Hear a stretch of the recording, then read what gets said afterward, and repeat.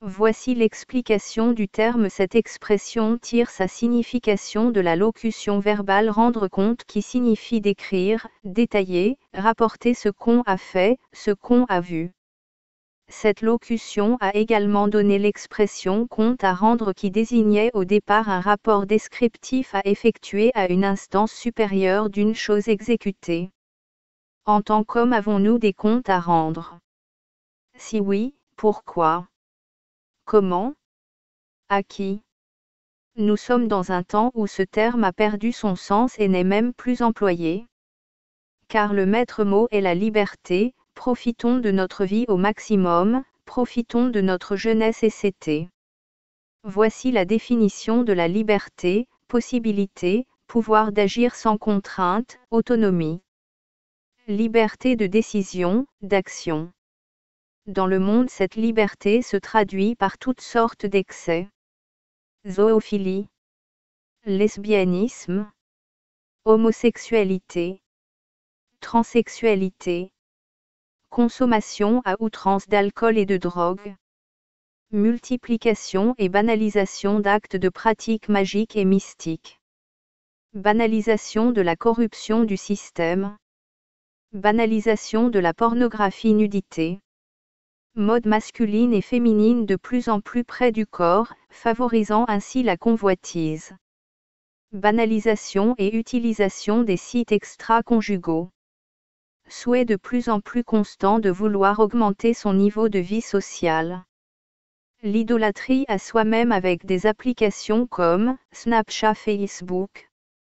Les excès sont aussi malheureusement dans les assemblées chrétiennes et à cause de cette pression exercée par le système de ce monde, nous devenons de plus en plus laxistes vis-à-vis de notre foi. Vous donc, mes bien-aimés, puisque vous en êtes déjà avertis, prenez garde qu'étant emportés avec les autres par la séduction des abominables, vous ne veniez à déchoir de votre fermeté. 2 Pierre 3h17. Déchoir en grec qui signifie tomber depuis une position, perdre le pouvoir, chuter à terre, être sans effet, ne pas accepter la promesse divine du salut. Nous devons comprendre que en tant qu'enfants de Dieu, nous ne nous appartenons plus à nous-mêmes. Depuis notre conversion, nous sommes redevenus la propriété de notre Père, Jésus-Christ. Ne savez-vous pas que votre corps est le temple du Saint-Esprit qui est en vous, que vous avez reçu de Dieu, et que vous ne vous appartenez point à vous-même? Car vous avez été rachetés à un grand prix. Glorifiez donc Dieu dans votre corps et dans votre esprit, qui appartiennent à Dieu. 1 Corinthiens 6h19. Étant aujourd'hui la propriété de notre Dieu, nous devons vivre selon ses ordonnances, pas par contrainte mais par amour pour lui. Notre corps, notre âme, notre esprit, nos pensées, nos actions, nos décisions, nos choix, notre cœur, notre vie lui appartiennent. Chaque acte posé, chaque action posée, chaque pensée a une conséquence tout d'abord physique. Ne vous abusez point, Dieu ne peut être moqué, car ce que l'homme aura semé, il le moissonnera aussi. Galates 6, 7. Notre vie est d'abord conditionnée par nos pensées, les pensées ayant été acceptées germent dans notre cœur et deviennent des actes. Voici un exemple, un homme qui souhaite tromper sa femme sera d'abord travaillé au niveau de ses pensées. Une fois les pensées d'adultère acceptées, celles-ci deviendront des actes de séduction et un rapport sexuel avec une autre femme que la sienne. Quand quelqu'un est tenté, qu'il ne dise point « Je suis tenté de Dieu », car Dieu ne peut être tenté par le mal, et aussi ne tente-t-il personne. Mais chacun est tenté quand il est attiré et amorcé par sa propre convoitise.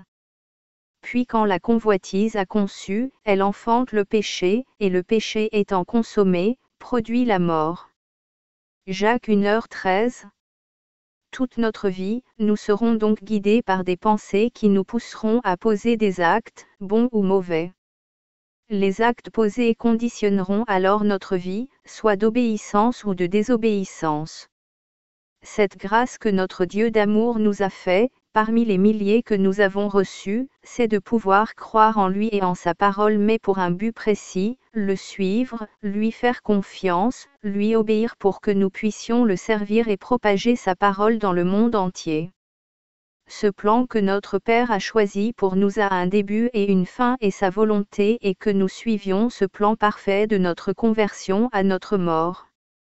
Mais notre Dieu, Jésus-Christ, est juste et rempli d'amour pour sa création, il laisse l'homme, même converti, décider de ses choix, de sa vie.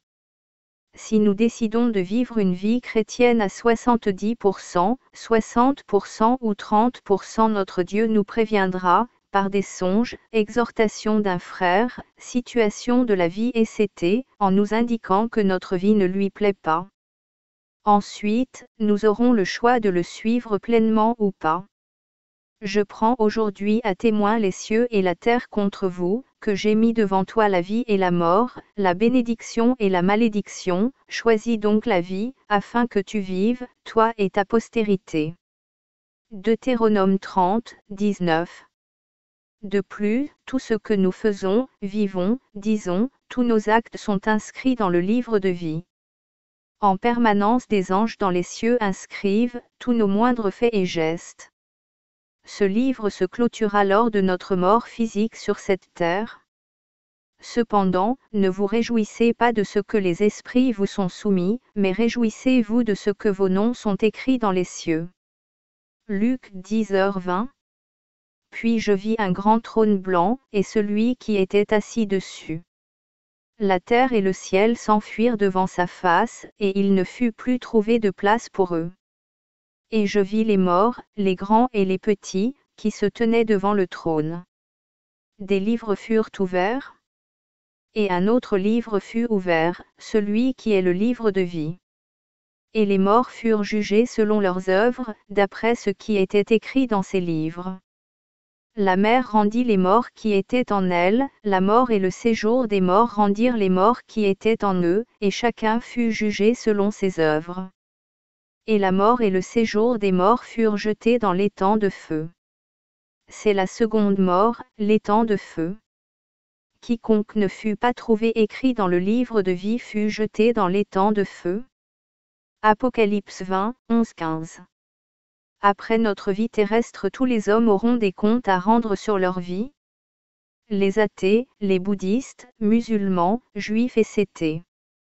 Tous les actes que nous avons posés seront devant nous et chacun devra s'en expliquer.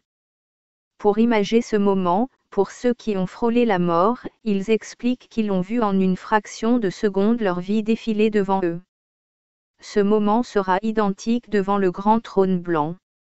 En tant que chrétiens, nous devons réaliser ô combien nous avons la grâce de connaître celui qui sauve, guérit, transforme nos vies.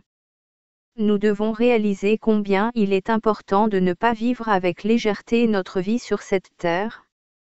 Nous devons tout faire sur cette terre pour faire ce qui plaît à notre Dieu, non pas par les œuvres ou par pure hypocrisie, mais sincèrement et honnêtement pour faire ce qui honore notre Dieu, Jésus-Christ.